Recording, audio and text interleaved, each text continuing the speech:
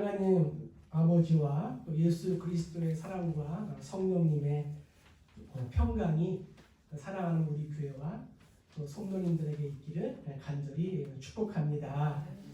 또 반가운 또 얼굴들이 이렇게 보이니까 정말 또 감사하고 또 반가운 것 같습니다. 코로나19가 조금 잠잠해지고 있고 또 우리가 또 고난주간도 또 지났고 또 부활주일도 지났기 때문에 계속 또 코로나19 또 고난에 관련된 말씀만 전하기 어려워서 이제 오늘부터 여호수아 강의 설교를 계속 이어서 이렇게 하기로 했습니다. 모세와 아론과 함께 출애굽을 한 이제 1세대는 광야에서 모두 죽었고 이제 여호수아와 갈렙을 중심으로 한 이 세대들이 요단강을 건너고 여리고성과 또 아이성을 함락하고 가나안 땅에 들어오게 되었습니다. 에발산에서 하나님께 번제와 또 화목제물을 드리고 여호수아가 온 백성들 앞에서 하나님의 율법을 낭독하고 지키기로 돌에 새겼습니다. 이것이 우리가 지난번까지 들은 말씀이었습니다. 인생을 살아가는데 왜 이렇게 끊임없이 고난과 위험이 오는가 생각하겠지만 그럴 수밖에 없는 것이 우리의 인생인 것 같습니다. 성도가 세상의 죄악을 내려놓고 생명의 예수를 선택할 때 이를 듣고 사단의 세력과 세상의 모든 왕들은 일심, 즉 한마음으로 우리와 싸우려고 덤벼듭니다. 오늘 본문의 내용이 그런 것입니다. 가나안 땅에 살고 있던 부족들은 도시 국가들을 형성해서 서로 경쟁하고 때로는 싸우고 아첨하며 살고 있었습니다. 이들은 수많은 이해관계 속에 얽혀 살아가고 있기 때문에 결코 하나가 될 수 없었습니다. 예수님 시대에 와서도 사두개인과 바리새인이 하나가 될 수 없었습니다. 유대왕 헤롯과 로마의 빌라도 총독이 하나가 될 수 없었습니다. 서로 긴장과 대립을 하는 관계였습니다. 그런데 이상하게도 그 세상의 왕들이 이스라엘을 공격할 때에는 한 마음이 됩니다. 사단, 마귀, 귀신이 하나가 됩니다. 예수님을 죽일 때 사두개인과 바리새인이 하나가 됩니다. 성도가 말씀과 기도로 충만할수록 사단도 부흥회를 한다고 합니다. 왜요? 성도가 성령으로 충만하지 못하도록 하기 위해서. 오늘 이스라엘 백성들은 가나안 모든 민족을 진멸하라는 하나님의 명령에도 불구하고 기브온 족속들에게 속아서 그들과 화친 조약을 맺게 됩니다. 여기서 우리가 알 수 있는 것은 세상에는 100% 죄인만 있지 100% 완벽한 인생은 하나도 없다는 것입니다. 하나님의 사람인 여호수아마저 속아 넘어갈 수 있다는 것을 우리는 깨닫게 됩니다. 가나안 민족들은 이스라엘 백성들이 요단 동편에 있는 아모리 왕과 바산 왕을 죽이고 또 초롱성과 같은 여리고 성을 함락하고 또 아이성까지 무너뜨렸다는 소식을 듣고 위기를 느끼게 되었습니다. 그래서 우리가 읽은 말씀처럼 가나안 전 지역 요단강 서쪽의 산지와 평지 또 해변과 내륙에 위치한 모든 가나안 족속들이 힘을 모아서 이 군사 동맹을 맺었습니다. 그런데 이 같은 군사 동맹은 자신들의 영토를 지키려는 노력처럼 보이지만 영적인 측면으로 볼 때에는 선에 대한 악의 동원입니다. 즉 하나님의 거룩한 계획을 꺾으려는 죄악 세력의 강력한 그러한 반발인 것입니다. 하지만 이상하게도 이번의 도전은 군사적인 무력적인 방법이 아니라 때로는 기만과 술수라는 유화적인 방법으로 다가왔다는 것입니다. 마귀는 성도들에게 때로는 속임수와 간사한 유혹과 온갖 세상의 풍조를 따라 요동하며 결정하게 한다는 것입니다. 기브온 족속, 가나안 원주민들과 군사 동맹을 하지 않고 마치 자신들이 가나안 주민이 아닌 것처럼 위장한 이스라엘과 화친 조약을 맺고자 한 것입니다. 이와 같은 술수에 이스라엘은 한 번도 의심하지 않고 쉽게 그들과 화친 조약을 체결함으로써 씻을 수 없는 과오를 범하고 말았습니다. 이스라엘의 분별 없는 선택을 한 이유를 한번 살펴보도록 하겠습니다. 우리 4절과 5절을 한번 읽어보겠습니다.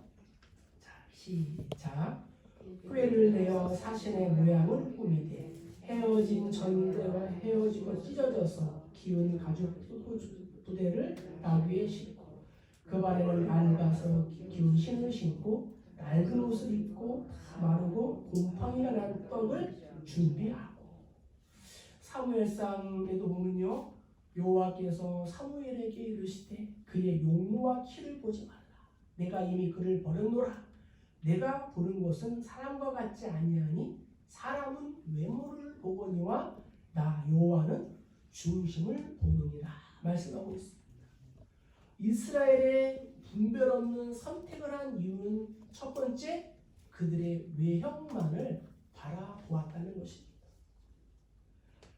이스라엘 백성들은 기브온 족속의 겉모습만 보았습니다. 그들이 미리 준비한 낡은 옷과 낡은 신, 그리고 헤어진 전대와 곰팡이가 난 떡을 보고 이들이 화친을 하기 위해 멀리서 왔구나 라고 생각을 하였습니다. 의심을 했지만 그들의 외형만을 보고 성급한 결정을 한 것이었습니다. 우리도 어떠한 판단을 할 때 사람의 외형을 볼 때가 있습니다. 그 사람의 재물을 봅니다. 그 사람의 또 학력을 봅니다. 분깃과 소유를 봅니다.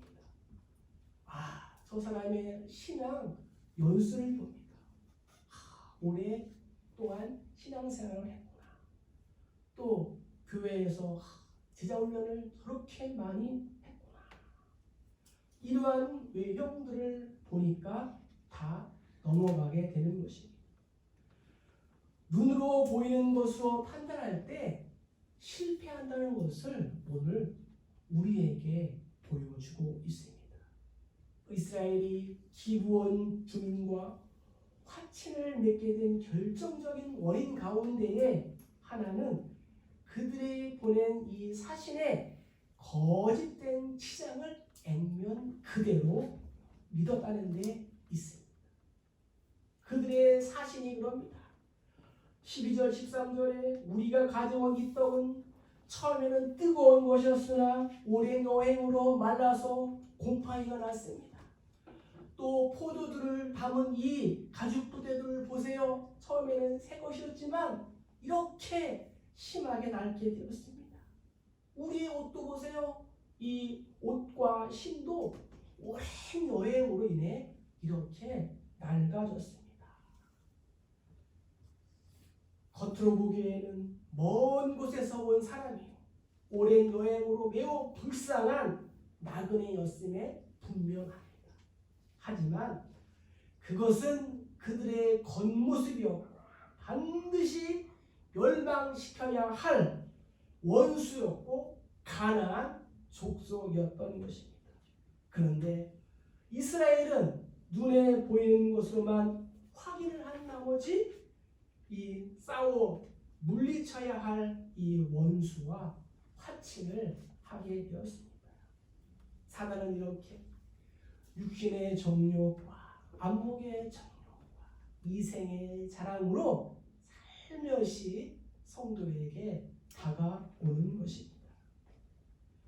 성도가 신본주의가 아닌 인본주의적인 사고와 판단을 하는 경우 항상 이 죄악의 세력과 맞서 싸워야 하는 이 하나님의 백성에게는 결코 용납이 될 수 없는 일이며 자신을 실족시키는 지름길이 되는 것입니다. 우리는 외모가 아닌 중심을 보기 위하여 깊이 생각하고 묵상해야 될 줄로 믿습니다. 성도는 보이지 않는 것을 볼 수 있는 신령한 영적인 분별력을 가져야 합니다. 그래서 히브리 기자는 이렇게 고백합니다. 믿음은 바라는 것들의 실상이요 보이지 않는 것들의 증거니 선진들이 이로써 증거를 얻었느니라 말씀하고, 또 이사야는 너희는 인생을 의지하지 말라. 그의 호흡은 코에 있나니 샘할 가치가 어디에 있느냐 이렇게 말하였습니다. 예수님 당시 어느 날 가난한 과부는 헌금으로 2렙돈을 넣었습니다. 렙돈이란 로마의 가장 작은 화폐 단위로서 약 1.7g 정도밖에 안 되는 구리 동전입니다. 노동자의 하루 품삯이 1드라크마인데 이 한 렙돈은 100분의 1 드라크마였습니다. 아주 작은 단위의 돈입니다. 요즘 우리 근로자들 하루 일당을 한 10만 원이라고 하면은 이 돈은 한 2천 원도 안 되는 작은 돈입니다. 당시에 헌금함은 나팔 모양으로 되어 있어요. 그래서 입구는 좁고 커가면서 이렇게 커지는 거죠. 그래서 나팔 모양의 헌금함에 동전을 이렇게 떨어뜨리면 어떻게 해요? 들어가면서 쨍그랑하는 그러한 소리가 들리게 되고 사람들의 그러한 이목을 또 이렇게 집중하게 됩니다. 이 여인의 행색은 초라했습니다. 옷도 그렇고 장신구도 그렇고 머리도 그러지. 뜨거운 중동의 햇빛을 받아 그을린 이 거친 피부와 또 청결하지 못하고 어두운 그러한 표정. 주변 사람들이 내뱉는 찌릿하는 소리가 듣게 되는 아주 약한 사람들의 대명사가 바로 이 여인이었습니다. 남편을 잃은 여인은 생계 유지가 어려웠을 것입니다. 누군가의 보호가 없이는 살아갈 수 없습니다. 우리나라도 여인이 남편 없이 자녀를 키운다는 것은 얼마나 힘들고 어려웠습니까? 특별히 이스라엘은 더했습니다. 예수님 당시에도 여자와 어린아이는 사람 숫자에 포함도 시키지 않는 그러한 상황이었습니다. 참새 이 한 마리도 살 수 없는 그 적은 돈이 이 여인의 생활비 전부였습니다. 그런데 예수님은 그녀가 가난한 과부였고 가지고 있는 생활비 전부를 넣었다는 것을 알고 계셨습니다.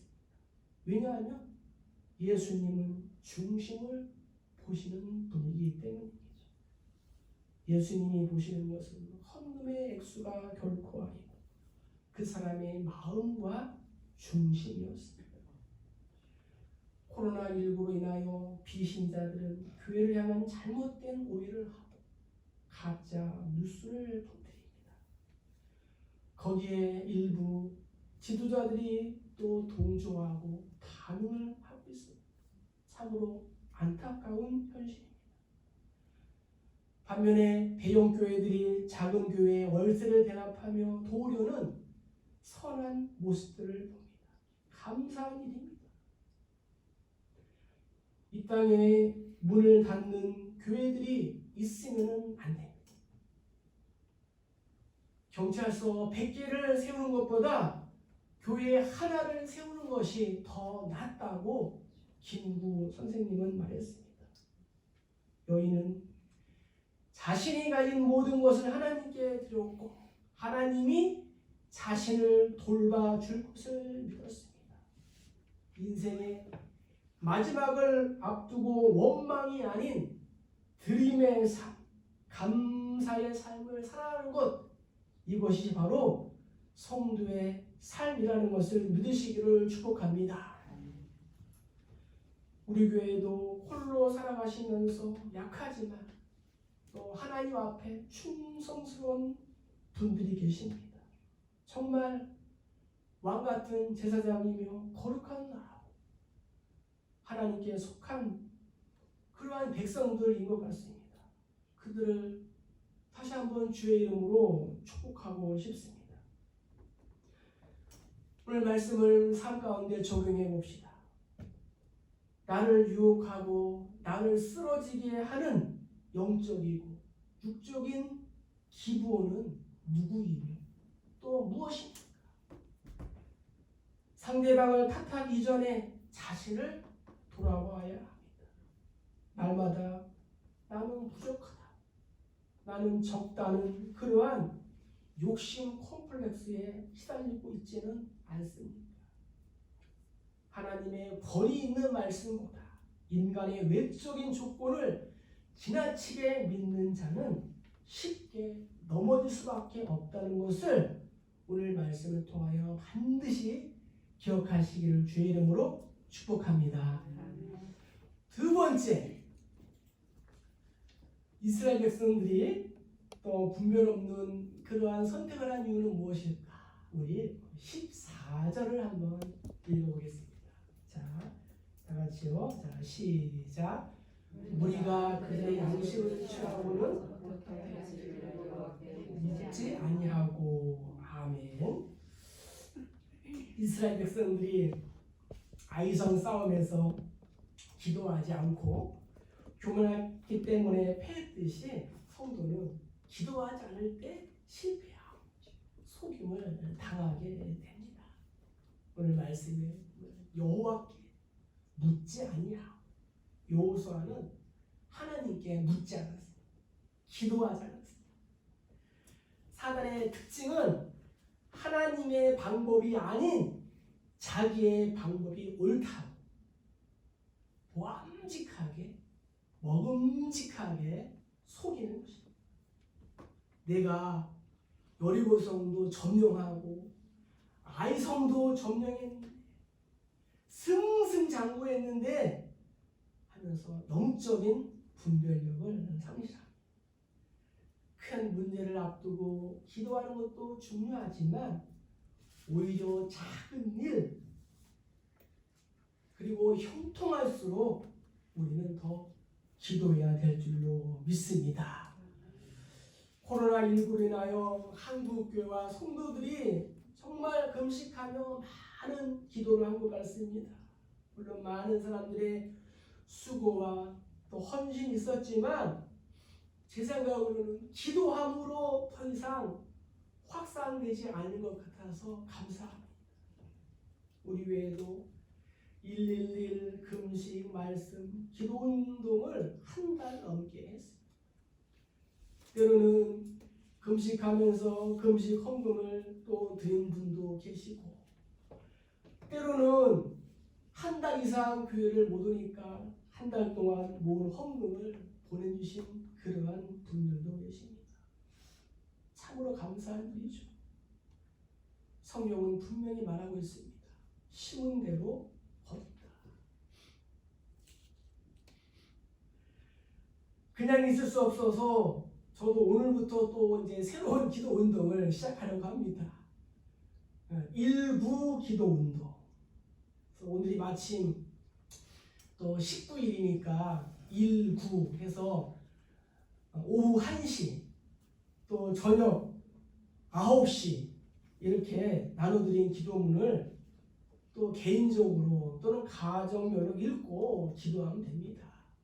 1시에는 또 일하는 시간이니까 또 개인별로 잠깐 이렇게 읽고 기도하면 되고, 또 저녁에는 온 가족이 이렇게 읽어도 되고, 아니면 또 개인별로 또 이렇게 읽고 기도하시면 됩니다. 목사가 그냥 안타까워서 어떻게 할 수 없어서 우리 성도들의 영적인 민감성이 떨어지면 안 되기 때문에 몸부림을 치고 있습니다. 이스라엘 백성의 이 분별 없는 선택은 한 그 근본적인 원인은 기도하지 않은 것에 있습니다. 그래서 성도는 기도해야 됩니다. 주여, 기도 없이 속는 인생이 되지 않게 하옵소서. 기도하시길 주의 이름으로 축복합니다. 사랑하는 성도 여러분, 다윗이 위대한 이유가 무엇일까요? 다윗은 하나님께 항상 여쭈어보았다는 것입니다. 다윗은 수많은 전투와 전쟁에서 승리를 거두었습니다. 나는 또 승리할 것이다. 내가 무엇 때문에 하나님의 도우심을 구하려고 기도하려고 이 아까운 시간 낭비를 하겠는가? 그 시간에 적군 한 명을 죽이고 그 시간에 내가 일을 더 하지. 하지만 다윗은 그렇게 하지 않았습니다. 하나님께서 신호를 주실 때까지, 하나님께서 사인을 주실 때까지 기다렸습니다. 우리는 실패하지 않으려면 하나님의 때를 기다려야 합니다. 하나님, 제가 영적인 기도원의 유혹에 속지 않으려면 어찌해야 될까요? 하나님 도와주세요.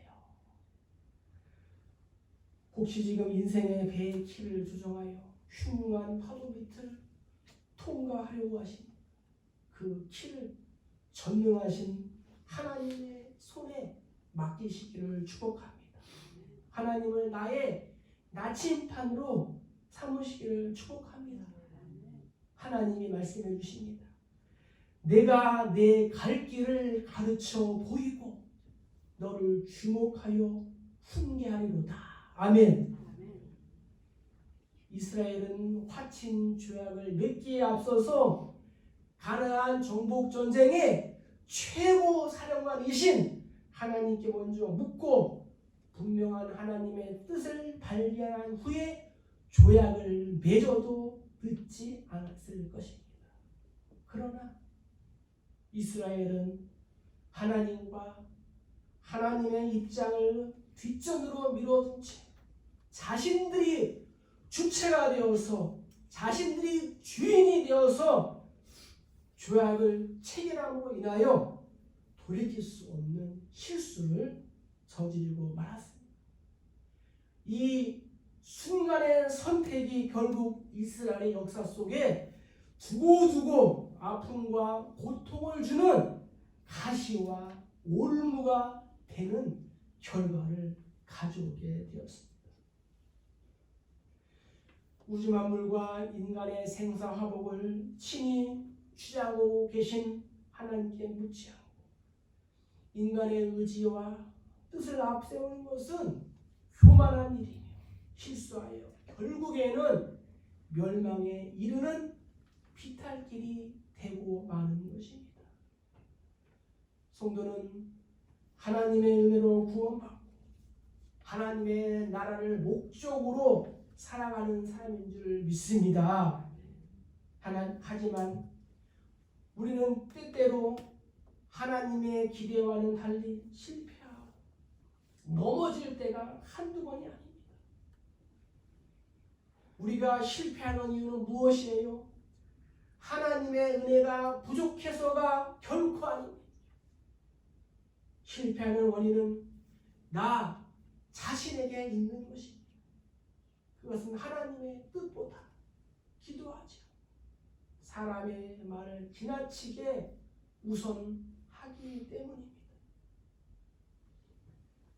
성도는 세상 사람들처럼 눈으로 보이는 것으로 성급히 판단하고 결정하지 말고 사소한 문제, 중요한 문제 모두 하나님께 아뢰고 그분의 뜻을 묻는 일을 부지런히 해야 될 줄로 믿습니다.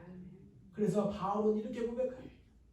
모든 기도와 간구로 하되 항상 성령 안에서 기도하고 이를 위하여 깨어 구하기를 항상 힘쓰며 여러 성도를 위하여 구하라. 사무엘도 나는 너희를 위하여 기도하기는 쉬운 죄를 여호와 앞에서 결단코 범하지 않겠다고 했습니다. 우리 자신은 감언이설에 너무 쉽게 넘어가고 약한 존재이기 때문에 매 순간 하나님의 지혜를 구해야 하는 것입니다. 그리하면 하나님께서는 지금도 기도 중에 또 말씀 중에 하나님의 뜻을 우리에게 알려줄 줄로 믿습니다. 말씀을 적용해 봅시다. 하나님께 묻지 않고 또 말씀과 기도 없이 쉽게 결정한 일들은 무엇입니까? 하나님, 제가 어찌하면 좋겠습니까? 다윗처럼 또 바울처럼 사무엘처럼 하나님께 여쭙고 기도하여 하나님의 때를 기다리는 우리 모두 되시기를 주의 이름으로 간절히 축복합니다. 이제 마지막으로 15절을 한번 읽어보겠습니다. 자, 15절. 자, 시작.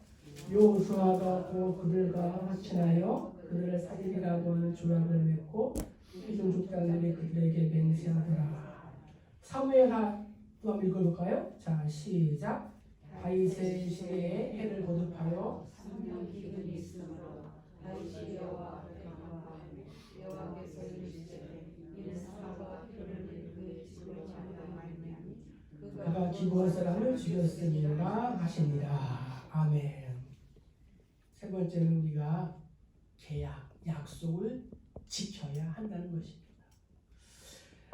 우리가 읽은 사무엘하 21장에 보면은 다윗 시대에 하나님께서 3년 연속 이 이스라엘 땅에 이 기근이 든 이유를 말씀해 주시는데 그 이유가 사울과 그의 가정이 기브온 사람을 죽였기 때문이다 라고 말씀하셨습니다.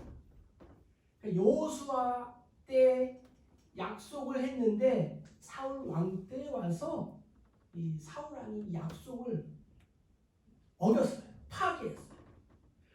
오늘 본문 23절에 보면은 여호수아가 이 기브온 족속들에게 이렇게 얘기합니다. 너희가 대를 이어 종이 되어서 하나님의 집을 위하여 나무를 패며 물을 깃는 자가 되리라. 이렇게 서로 약속을 했는데 사울이 약속을 파괴하고 기브온 사람들을 죽였어요. 그래서 약속을 배반한 사람의 대가는 죽음인 것입니다. 성경에는 무려 32,500가지의 약속이 있다고 합니다. 예수님의 재림의 약속은 무려 3만 번 이상 나온다고 합니다. 몇 가지만 짧게 한번 살펴볼까요? 성도들에게 주는 약속의 말씀이 있습니다. 첫 번째는 선을 행하는 자에 대한 약속이 있어요. 선을 행하다가 낙심하지 말지니 때가 이르면 반드시 거두리라. 포기하지 않으면 반드시 거둘 것이다. 또 이제 말라기에 가면은 11조에 대한 약속이 있어요. 너희가 온전한 11조를 하나님께 드리고 하늘의 창고에 내 양식 있게 하고 내가 너희에게 정말 이 싸울 복이 없도록 계속 부어 주시겠다 말씀하셨습니다. 그 다음에는 열심히 있는 봉사자에 대한 약속, 내게 능력 주신 안에서 내가 모든 것을 할 수 있다. 다니엘서에 보면은 전도자가 받을 약속, 많은 사람을 옳은 길로 인도한 자는 하늘의 별과 같이 빛날 것이다. 또 염려를 맡기는 자에게 주시는 약속, 너희 염려를 주께 맡겨라. 그러면 그가 너희를 돌봐 주실 것이다. 시편은 자신의 죄와 허물을 고백하는 자에게 주시는 약속, 죄 사함의 약속을 또 우리에게 주실 것이다. 또 예수님의 약속, 임마누엘의 약속, 내가 너희와 항상 함께 있으리라. 여러 가지 이러한 약속들이 많이 있습니다. 1940년 4월 29일은 도산 안창호 선생님이 상해에서 체포된 날이었습니다. 오늘이 4.19니까 한 열흘 정도 남았죠. 안창호 선생님의 친지인 자녀의 생일 며칠 전에 이 자녀에게 좋은 선물을 주겠다고 어린이와 약속을 했습니다. 당시에는 이제 계엄령 때문에 출입하기가 어려운 때였습니다. 그러나 이 아이와 약속한 날이 있기 때문에 안 갈 수가 없어서 선물을 가지고 방문을 했고 결국 체포를 당했는데 조금도 유감이 없다라고 이렇게 고백했습니다. 안창호 선생님이 약속을 중요시한 것이죠. 하나님의 나라는 이 계약, 약속을 중요시합니다. 잘못된 약속도 지켜야 합니다. 특별히 예수 믿는 사람들은 약속의 사람이에요. 그러므로 이 약속을 어기는 것은 또 하나님 앞에서 범죄가 되는 것입니다. 말씀을 마치겠습니다. 이탈리아 속담에 이런 말씀이 있습니다. 약속이 없는 자는 고독한 자이고 약속을 지키지 않는 자는 불의한 자다. 사람들은 어렵고 난처한 일을 당할 때 변명과 도피하는 방법으로 하나님의 이름으로 종종 맹세를 합니다. 그러나 문제는 맹세한 것을 쉽게 포기하거나 바꾸어 버린다는 것입니다. 약속을 할 때 신중하게 해야 하고 한 번 약속한 것은 생명을 바쳐 지키겠다는 자세가 필요한 것입니다. 약속을 지키지 않을 때 사람들은 누구를 욕할까요? 누구의 이름을 욕되게 할까요? 하나님의 이름을 망령되게 합니다. 그래서 예수 믿는 것도 다 부질없는 짓이다 라고 할 것입니다. 오늘 말씀을 정리해 봅시다. 나는 약속을 잘 하고 있습니까?